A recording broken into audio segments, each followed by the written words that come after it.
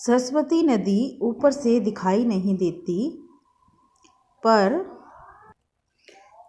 संगम में खड़े होने पर नीचे का तीव्र बहाव अनुभव किया जा सकता है।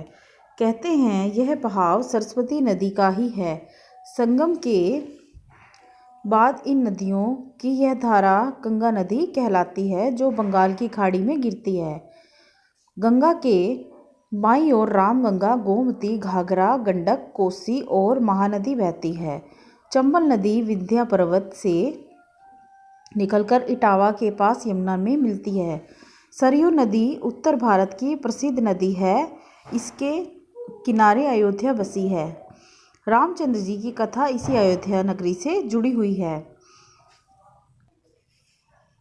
बेतवा नदी बुंदेलखंड की नदी है। यह बेत की तरह टेढ़ी मेढ़ी बहती है, इसीलिए इसका नाम बेतवा पड़ा है। कावेरी पश्चिम घाट के ब्रह्मगिरी पर्वत से निकलकर कर्नाटक और तमिलनाडु में बहती है और बंगाल की खाड़ी में गिरती है। जिस प्रकार उत्तर भारत की नदियों में गंगा का महत्व है, उसी प्रकार दक्षिण में कावेरी का महत्व है। कृष्णा नदी को कृष्ण गंगा भी कहते हैं।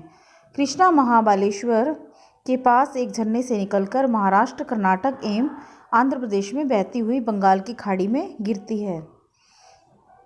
गोदावरी नदी भी पवित्र मानी जाती है। यह महाराष्ट्र में निकलकर आंध्र प्रदेश की ओर बंगाल की खाड़ी में गिरती है। इस प्रकार गंगा, ब्रह्मपुत्र, गोदावरी, कृष्णा, कावेरी, महानदी जैसी बड़ी बड़ी नदियां बंगाल की खाड़ी में गिरती हैं। कहते हैं शिप्रा नदी, जिसके किनारे उज्जैनी नगर बसा हुआ है, शिप्रा नामक सरोवर से निकलती थी। उज्जैनी में भारत के प्रसिद्ध कवि कालिदास रहते थे। सोन और नर्मदा नदी दोनों मध्य प्रदेश के अमरकंटक पर्वत से निकलती हैं। नर्मदा खंबात की खाड़ी में गिरती है और सोन नदी मध्य प्रदेश और बुंदेलखंड से होती हुई बिहार में दानापुर से 10 मील उत्तर में गंगा में मिलती है। ताप्ती नदी सतपुड़ा पर्वत से निकलकर मध्य प्रदेश के बैतूल जिले से आरंभ होकर खंबात की खाड़ी में गिरती है। दामोदर नदी बंगाल की एक प्रसिद्ध नदी है, जो नागपुर के पहाड़ों से निकलकर भगीरथी में गिरती है। इस नदी में अत्यधिक बाढ़ आने के कारण इसे शोक की नदी भी कहा।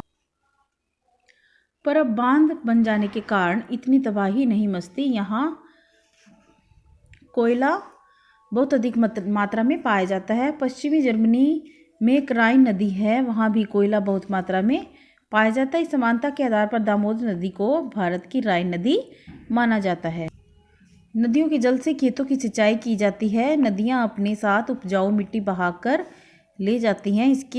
इनके विशाल तट वाले खेत में फसलें लहलहाती हैं।